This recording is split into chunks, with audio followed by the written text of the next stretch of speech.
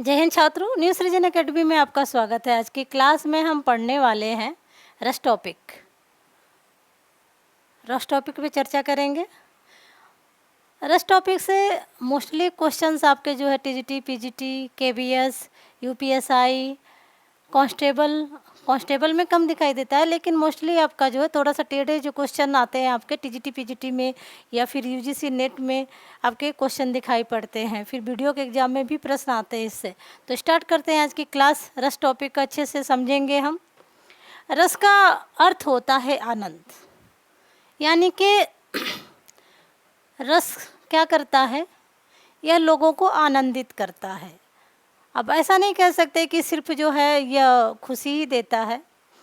इंसान के अंदर जो भी भावनाएं होती हैं, हंसने की, रोने की, गाने की, तो वो सारे जो है क्या करते हैं, एक अनुभूति होती है। अनुभूति ही जो है आनंद होती है। इस तरह से रस का जो अर्थ होता है, क्या होता है, आनंद।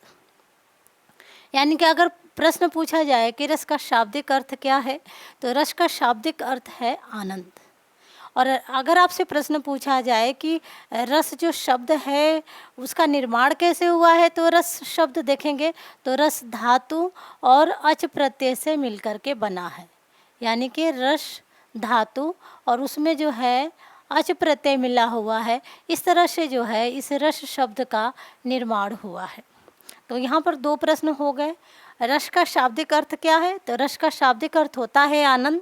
प्रश्न पूछा जाए कि रस शब्द का निर्माण कैसे हुआ है, तो रस धातु और अच प्रत्यय से रस शब्द का निर्माण हुआ है। अर्थात देखेंगे, यहाँ पे देखेंगे रस का शाब्दिक अर्थ होता है आनंद। अर्थात काव्य के पढ़ने, सुनने अथवा चिंतन करने से जिस आनंद की अनुभूति होती है उसे ही हम रस कहते हैं। यानी कि काव्य के पढ़ने से, सुनने से, चिंतन करने से जो हमें आनंद प्राप्त होता है उसे ही हम रस कहते हैं। तो रस को हमने समझ लिया। इसके बाद देखेंगे यहाँ पे, तो आचार्य विश्वनाथ ने अपनी पुस्तक साहित्य दर्पण, अगर यहाँ आपसे प्रश्न पूछा जा सकता है कि ये जो आचार्य विश्वनाथ हैं इन्होंने अपने किस पुस्तक में जो है रस को परिभाषित किया है, तो साहित्य दर्पण में। इन्होंने साहित्य दर्पण में रस सूत्र दिया है। इनका रस सूत्र क्या है, वाक्यम रसात्मकम काव्यम। यह आपसे प्रश्न पूछा जाएगा, ये जो आपका इन्वर्टेड कामा में है, वाक्यम रसात्मकम काव्यम, यह सूत्र किसका है, तो आचार्य विश्वनाथ का है। किस पुस्तक में दिया है, इनकी पुस्तक कौन सी है, तो इनकी पुस्तक कौन सी है, साहित्य दर्पण।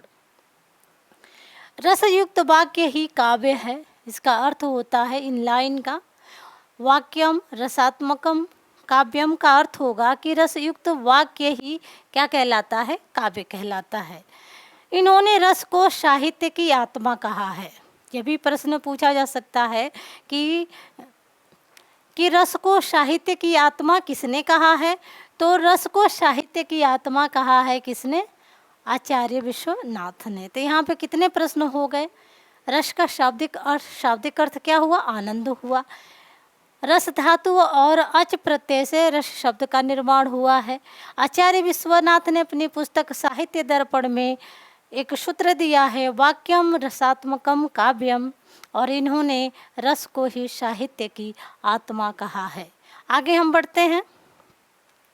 आचार्य भरत के अनुसार, अब यहाँ पे आचार्य भरत ने रस की परिभाषा कैसे दी है, तो देखेंगे तो यहाँ पे एक प्रश्न पूछा जाएगा कि सर्वप्रथम रस को परिभाषित किसने किया था, तो सर्वप्रथम रस को परिभाषित किया था भरत मुनि ने।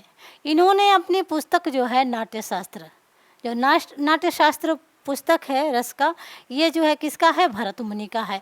इसमें इन्होंने कहा था, विभाव अनुभाव व्यभिचारी भाव संयोगात्र निष्पत्ति, यानी कि विभाव अनुभाव और व्यभिचारी भाव के संयोग से रस की निष्पत्ति होती है। और चूँकि इन्होंने सर्वप्रथम रस को परिभाषित किया था, इसलिए इन्हें भरत मुनि को रस सूत्र का जनक माना जाता है। प्रश्न आपसे पूछा जा सकता है कि रस सूत्र के जनक कौन हैं, तो रस सूत्र के जनक जो है भरत मुनि हैं। कौन से हैं, भरत मुनि जो है रस सूत्र के जनक हैं। और इनकी जो इनका जो सूत्र है जो इन्होंने रस के लिए दिया है, तो विभाव, अनुभाव, व्यभिचारी भाव, संयोगाद्रस्य निष्पत्ति, यानी कि विभाव, अनुभाव तथा व्यभिचारी भाव के संयोग से रस की निष्पत्ति होती है। इस प्रकार काव्य पढ़ने, सुनने या अभिनय देखने पर विभाव आदि के संयोग से उत्पन्न होने वाला जो आनंद है वही क्या है? रस है। भरत मुनि कहते हैं। भरत मुनि से एक और प्रश्न आपसे पूछा जाता है कि इन्होंने कितने रसों को माना है? तो इन्होंने सिर्फ 8 रसों को माना था। शांत रस को इन्होंने मान्यता नहीं दिया था, क्योंकि रस तो आपके 9 हैं, लेकिन जो आपका ये 9वां रस है आपका शांत रस, ये आपसे पूछा जाता है कि 9वां रस कौन सा है, तो 9वां रस आपका जो है शांत रस है। शांत रस जो है इसको मान्यता जो है भरत मुनि ने नहीं दिया। तो आपसे ये प्रश्न पूछा जा सकता है कि शांत रस को किसने मान्यता नहीं दिया है? तो भरत मुनि ने नहीं दिया है। किसने मान्यता दिया है? तो उद्भट ने दिया है। उद्भट ने शांत रस की को मान्यता किसने दिया है? तो उद्भट ने दिया है। किसने नहीं माना है? तो भरत मुनि ने नहीं माना है। आगे हम बढ़ेंगे। यहाँ पे तो एक बार और देख लेंगे कि भरत मुनि की पुस्तक कौन सी है? नाट्य शास्त्र है। इनका सूत्र कौन सा है? विभाव, अनुभाव, व्यभिचारी, संयोगाद्रस्य निष्पत्ति है। इन्होंने 8 रसों को माना है। इन्होंने शांत रस को मान्यता नहीं दिया है। उद्भट ने शांत रस को मान्यता दिया है। क्योंकि भरत मुनि ने जो है सर्वप्रथम रस को परिभाषित किया था, इसलिए इनको जो है रस सूत्र का जनक माना जाता है। रस सूत्र की व्याख्या करते हुए भरत मुनि कहते हैं कि नाट्य उपकरणों द्वारा प्रस्तुत एक भावमूलक कलात्मक अनुभूति है। रस का केंद्र जो है रंगमंच है। इन्होंने रंगमंच को ही रस का केंद्र माना था।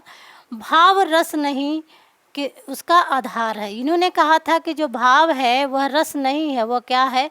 उसका आधार है, रस का आधार है। किंतु भरत ने अस्थाई भाव को ही रस माना। यानी कि इन्होंने क्या कहा था कि जो अस्थाई भाव है वही क्या है? रस है। रस की व्युत्पत्ति के संबंध में 2 सूत्र और भी प्रचलित हैं जो आपसे पूछे जाते हैं। जैसे रस्यते आस्वादते इति रसः, यानी कि जिसका आस्वादन किया जाता है, स्वाद लिया जाता है, उसे ही हम रस कहते हैं। तो इसका अर्थ पूछा जा सकता है यह सूत्र दे करके, सरते इति रसः, सरते इति रसः, अर्थात जो प्रवाहित होता है उसे हम रस कहते हैं। इन पंक्तियों का ये अर्थ है, जो प्रवाहित होता है उसे रस कहते हैं। सरते इति रसः। आगे हम बढ़ेंगे, रस की विशेषता देखेंगे। काव्य में रस का वही स्थान है जो शरीर में आत्मा का है। यह पूछा जाता है कि काव्य की आत्मा कौन है? तो काव्य की आत्मा रस है। क्योंकि शरीर में जो है आत्मा का जैसे रोल होता है, वैसे ही काव्य में रस का रोल होता है।